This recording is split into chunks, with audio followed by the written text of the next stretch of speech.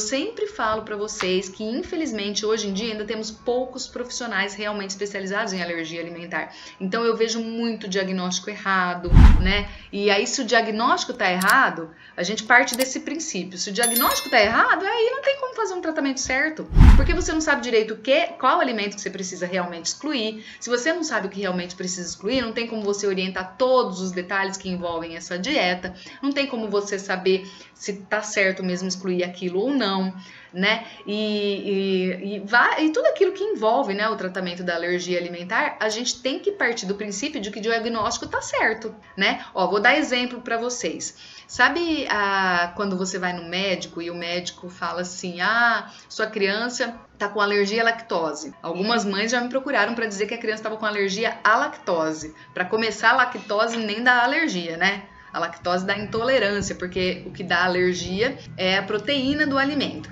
Mas tudo bem, vamos pensar que pode até existir aí um caso raro, raríssimo, de alergia à lactose. Mas o médico vem e fala para essa mãe que a criança está com alergia à lactose, libera todos os laticínios, desde que seja sem lactose. Essa mãe vai para casa, faz essa dieta, que obviamente não dá certo, porque a criança dela tinha alergia à proteína do leite, não à lactose. E aí, o que essa mãe começa a pensar? Ela começa a pensar que o que tá errado é a alergia. Ela não pensa, jamais vai pensar que tá errado o diagnóstico do médico, né? Então, o que essa profissional vai pensar? Ou, quer dizer, essa mamãe vai pensar, poxa, eu tirei a lactose, eu tirei o leite, eu fiz tudo que o médico falou, meu filho continua tendo reações? Então ele deve estar com alergia de outra coisa também. E aí lá vai a mamãe, porque o profissional não tem um atendimento humanizado, não está disponível para você perguntar as coisas para ele. Vai a mamãe, aonde? Num grupo de mães, na internet, vai pesquisar o que será que está dando alergia no meu filho, será que esse sintoma é alergia disso, alergia daquilo, quais são os alimentos que mais dão alergia? E aí a mamãe vai achar de um tudo na internet, né? A gente acha informações que são boas, né, que podem estar corretas, mas a gente acha também muita coisa errada. Ou às vezes a informação não está errada, mas a mamãe não sabe em que contexto aquilo que está escrito ali é verdadeiro, né? Se você ouvir que sintoma de alergia alimentar pode ser, sei lá, uma alergia no pescoço é comum na criança que tem alergia alimentar, e aí a criança está com alergia no pescoço, ela vai achar que é alergia daquilo, né? E às vezes o texto não explica que pode ser um sintoma, mas que ele é raro. Enfim, mas eu tô só dando um exemplo, né? Que às vezes é muito difícil para a mãe que não tem uma formação da área da saúde, que não tem uma especialização em alergias alimentares, que é um desafio até para nós, né? Às vezes fica difícil para essa mãe entender, interpretar aquilo que está no texto. Bom, e aí o que acontece então? A mamãe vai lá, lê o que está escrito na internet ou no grupo de mães, ouve a opinião de outras mães, que com certeza estão ali também querendo ajudar as outras mães, mas às vezes elas repassam a orientação errada que elas receberam, ou às vezes estão na mesma situação, né? Estão lá tendo que procurar coisa na internet, enfim. E aí essa mãe vê lá, nossa, é muito comum criança também ter alergia a ovo. Deve ser isso, eu vou cortar o ovo da dieta do meu filho também. E aí ela tirou a lactose, né? Aí ela vai tirar o ovo. A criança continua tendo sintoma, porque ainda não tirou o que precisa ser tirado. Aí a mãe vai achar que então a criança, não, ela não tá reagindo só a ovo e leite, ou melhor, e lactose. Deve ter alguma outra alergia. Aí ela lembra que ela tinha lido que glúten também dá muita alergia. Aí vai e tira tudo que tem glúten, né? E assim vai. Aí acontecem dois problemas, né? Primeiro, que a mãe começa a excluir tudo da dieta por conta própria, sem nenhum tipo de orientação, o que por si só já é bastante perigoso. Segundo, que quanto mais a gente demorar para fazer o tratamento correto, para tirar o alimento que realmente precisa ser excluído da dieta e da forma correta, né? Porque também já falei para vocês várias vezes que não é só excluir o alimento. A gente tem que excluir da forma correta, ter cuidado com traços, com contaminação cruzada e etc, enfim. Então, enquanto a mãe não faz isso, mesmo que ela vá tirando outros alimentos, a criança, como ela mantém o contato com o alimento que está causando alergia, ela fica cada vez mais reativa, cada vez mais sensível e começa a reagir a um monte de coisa mesmo. E por que ela reage a esse monte de coisa? Porque ela começou a desenvolver alergia a tudo quanto é alimento? Não. É porque ela está mais reativa e mais sensível.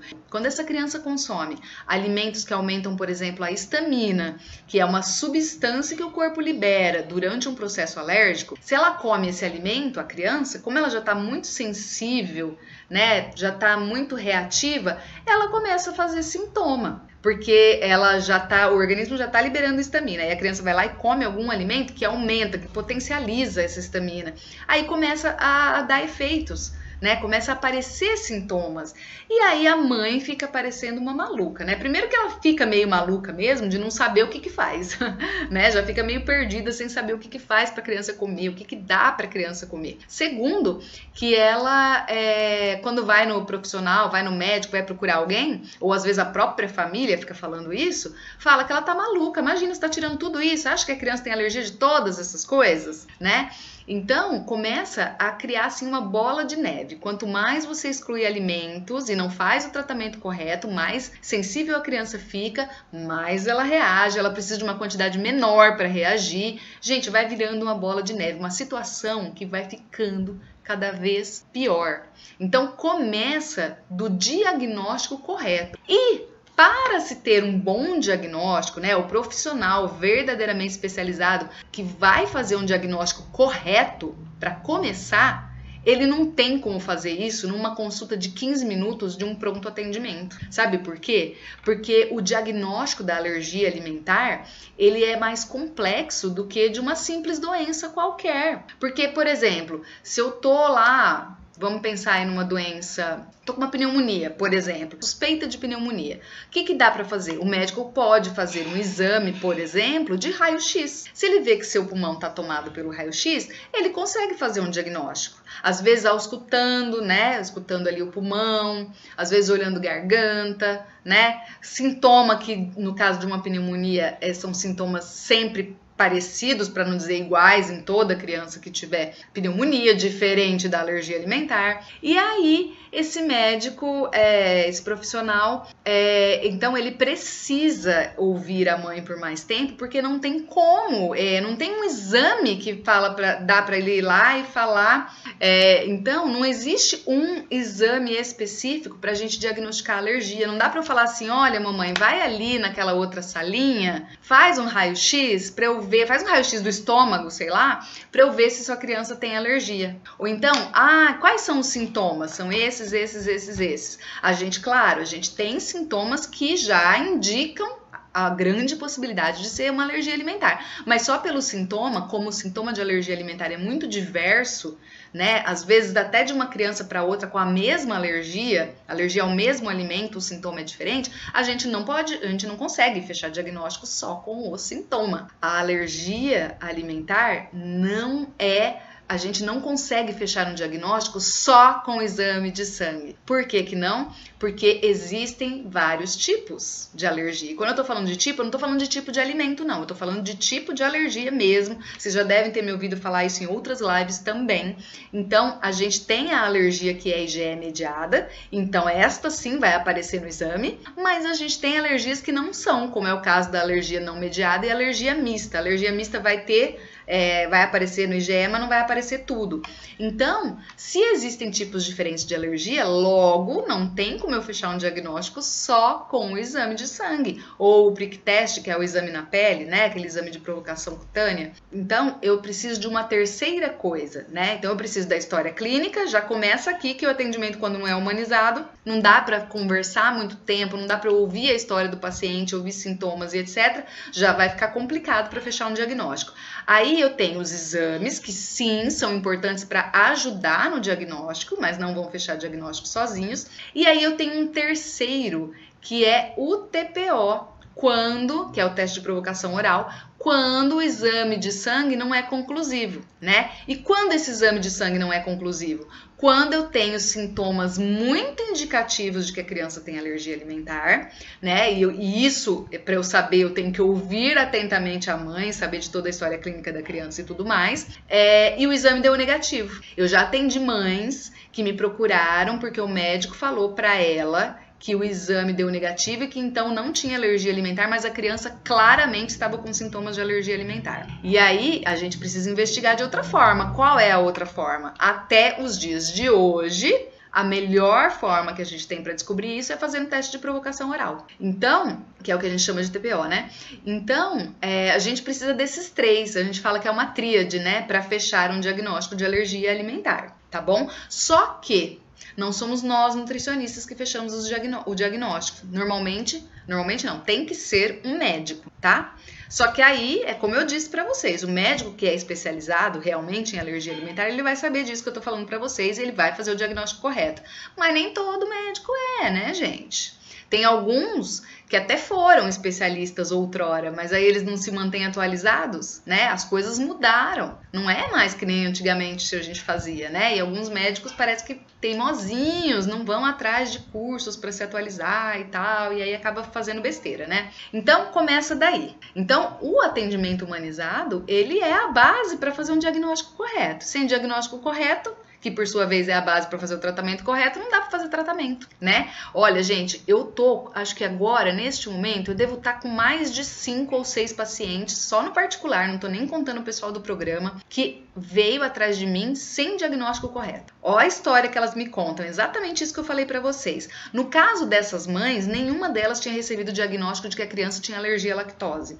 Tinha recebido o diagnóstico correto para esse caso, né, quando a gente desconfia que é o leite que está fazendo mal, que é a alergia da proteína do leite. Então elas me procuraram falando que a criança era APLV, tá? Até aí tudo certo. O diagnóstico estava certo, a criança é APLV. Só que aí o médico não explica todos os detalhes que, né, contaminação cruzada, leitura de rótulos, cuidados com os traços, cuidado com o ambiente, blá, blá, blá, blá, todos aqueles cuidados. E aí a mãe não coloca isso em prática da forma correta. O que ela começa a fazer? Começa a fazer isso que eu falei pra vocês, por conta própria, começa a excluir alimentos com medo de dar alimentos pra criança. Sem contar, gente, que isso vai causando cada vez mais insegurança na mãe. Absolutamente compreensível, né? Que mãe que vai querer ficar dando um monte de coisa pra criança se não sabe direito o que faz o filho passar mal ou não. Então aí a mãe começa a excluir alimentos, só que ela não tá fazendo a exclusão correta ainda, e todos os detalhes que tem que ser pensados na dieta, a dieta de exclusão. Então a criança, na verdade, ela continua tendo algum tipo de contato com aquela proteína do leite.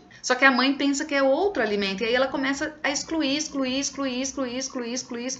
E aí, quando vem me procurar, já tá assim numa situação de que já não tá comendo nada, não sabe o que dá pra criança, ou ela própria, mamãe, não está comendo nada quando ela tá amamentando, já tá a ponto de desistir da amamentação, porque que mulher vai aguentar amamentar sem comer direito, né? Porque a amamentação já é um desgaste a mais, né? Mesmo que a gente esteja se alimentando bem. Imagina se não tiver. Ninguém aguenta mesmo, né? Qualquer uma de nós desistiria.